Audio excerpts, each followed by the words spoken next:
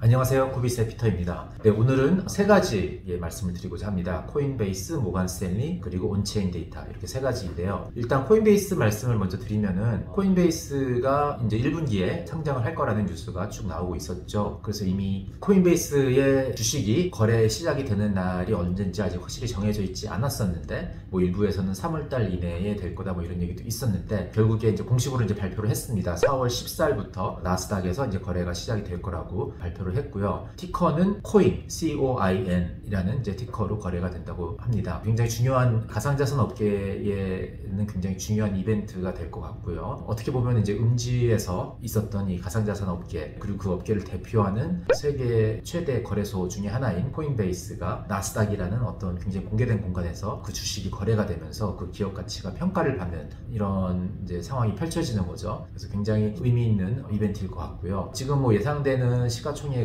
이제 거래가 시작이 되면서 약간의 프리미엄이 붙으면은 한 $100 billion 마켓캡 1000억 불 정도의 그 시가총액 달성을 할 걸로 많은 사람들이 예상을 하고 있어서 굉장히 주목할 만한 어떤 이벤트가 아닌가 이렇게 생각이 됩니다. 두 번째로는 이제 모건 스탠리 관련된 얘기인데요. 이제 모건 스탠리는 제가 그 나이딕에 대한 말씀을 드릴 때 한번 언급을 했었죠. 나이딕이 증자를 하면서 거기에 투자자로 참여를 했었는데 소로스라든지 뉴욕 뮤추얼이라든지 이런 회사들도 같이 참여를 했고 그 당시 나이딕 측에서 얘기를 했던 게 이 회사들은 이제 단순히 패시브한 투자자들이 아니고 나이딕과 협업을 해서 여러 가지 비트코인 관련된 아니면 또 가상자산 관련된 어떤 사업을 같이 꾸려나갈 거다라는 얘기를 했었습니다. 그로부터 며칠 후에 모건 스탠리가 비트코인 관련된 그런 펀드들을 자기네들의 세일즈 채널을 통해서 판매를 하겠다는 그런 발표를 했었고요. 어제 나온 뉴스는 이제 모건 스탠리가 직접 운영하는 펀드에 비트코인의 투자가 가능하도록 정관을 좀 수정했다는 그런 뉴스입니다. 한 12개의 펀드였는데 이 펀드에 운영하는 순자산의 한 25%까지 이제 비트코인 관련된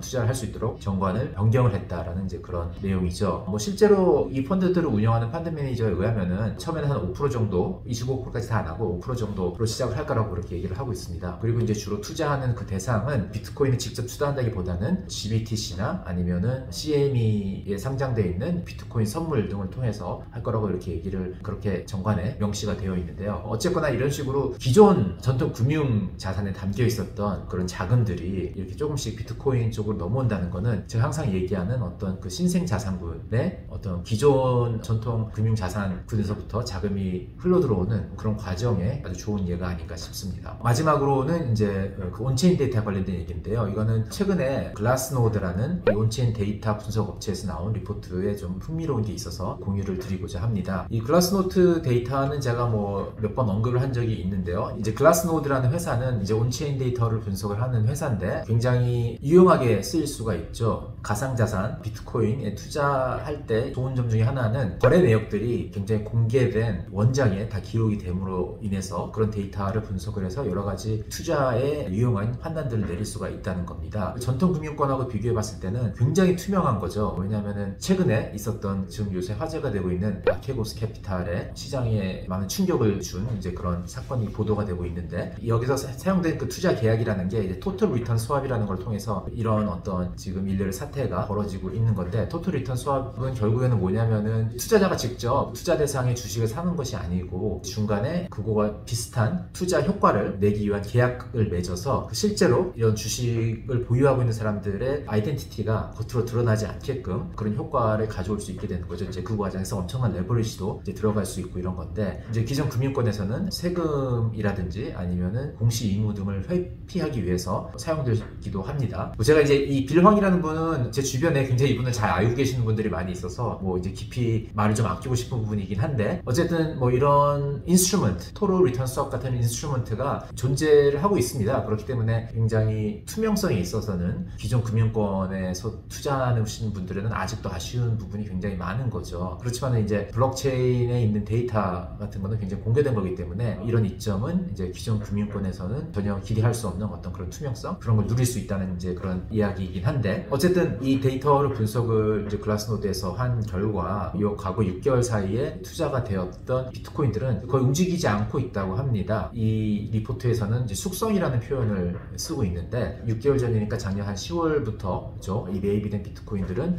그 주소에서 떠나지 않고 그냥 가만히 있는 거예요. 그래서 그 6개월간 그 코인의 어떤 이걸 일종의 라이프 스팬이라고 이렇게 표현을 하기도 하는데 그 라이프 스팬이 6개월에 달하는 그런 코인들의 숫자가 굉장히 급격하게 최근 들어서 늘어나고 있다고 이렇게 얘기를 하고 있습니다. 그러니까 여태껏 6개월 전이면 이제 비트코인이 한 10,000불 정도였을 때거든요. 그러니까 10,000불 정도 이후로부터 많은 기관 자금들이 들어와서 그런 기관 자금들은 그렇게 손바뀜을 자주 하지 않기 때문에 어떤 이런 현상이 벌어지고 있다 이렇게 얘기할 수 있지 않을까 싶습니다. 그리고 또 한 가지 뭐 말씀드릴 수 있는 거는 이제 글라스노드에서 발표하고 있는 데이터 중에 하나가 대형 거래소에 있는 비트코인의 잔고죠. 이 잔고도 굉장히 급격하게 줄어들고 있습니다. 최근 들어서 이제 그 이후로는 기관 투자가들이 특히 이제 코인베이스 같은 그런 거래소를 사용을 해서 비트코인 매입을 많이 하는데 기관 투자자들 같은 경우에는 그런 비트코인을 코인베이스에 놔두는 게 아니고 수탁 업체에 맡기기 때문에 비트코인 잔고가 많이 줄어드는 거죠. 그런 거를 이제 출금을 해서 수탁 업체에 맡기는 과정에서 이 잔고가 많이 줄어든다는 겁니다. 그래서 이제 그런 것도 일종의 이제 기관 자산이 들어오고 있는 그런 증거라고 할 수 있고요. 이런 모든 일들이 지금 벌어지면서 유통되고 있는 비트코인 물량 중에서 점점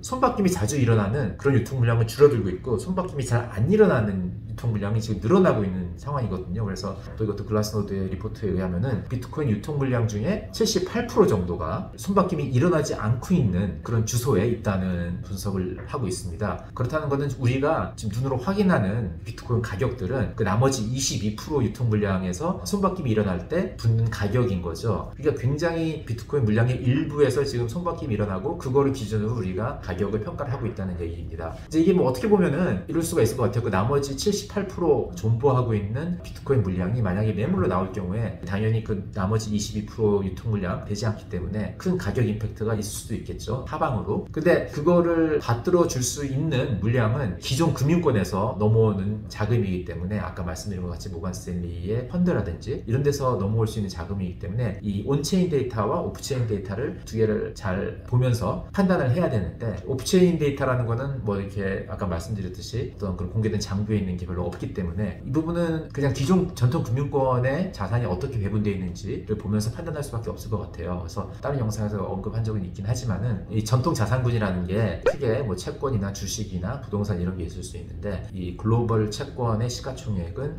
한 250조 달러 정도 된다고 하고 그 다음에 큰 게 글로벌 부동산인데 글로벌 부동산의 시가총액은 한 200조 달러 정도라고 하고요. 글로벌 주식의 시가총액은 한 100조 달러 정도라고 하고 이렇게 많이 얘기를 합니다. 그리고 금의 시가총액은 한 10조 달러 정도 이렇게 얘기를 하는데 비트코인의 시가총액은 지금 한 1조 달러 정도밖에 안 되죠. 그러니까 기존 전통 금융 자산에 담겨있는 부가 워낙 지금 비트코인의 시가총액에 비해서 많다 보니까 이런 자금이 흘러 들어오면서 아까 말씀드린 움직이지 않고 있는 존버하고 있는 물량 78% 중에서 약간의 매물이 나온다 하더라도 얼마든지 장기적으로 보면은 그런 매도 물량을 받아주고도 남을 만한 자산들이 지금 전통 금융권에 있다는 얘기입니다. 그러니까 이렇게 어떤 이 두 가지 세계, 가상자산 세계의 자산과 전통 금융권에 있는 자산, 이 사이즈만 보더라도 이게 얼마나 큰 업사이드 포텐셜이 있는지 우리가 알 수가 있는 거고 그렇기 때문에 고래가 매도 물량을 내서 단기적으로 이 비트코인 가격이 조정을 받는다는 거에 대한 우려는 너무 심하게 물론 단기적으로는 조정이 있을 수는 있으나 중장기적으로 봤을 때는 자산 사이즈의 불균형이 너무 워낙 크기 때문에 중장기적으로 보시는 분들은 크게 염려하지 않아도 되지 않을까 하는 마음에 말씀을 드렸습니다.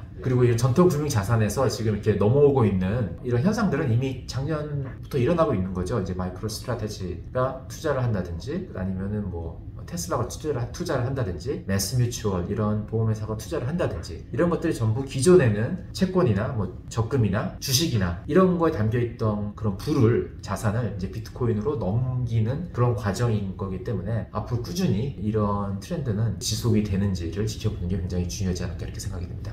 네, 여기까지입니다. 바이바이.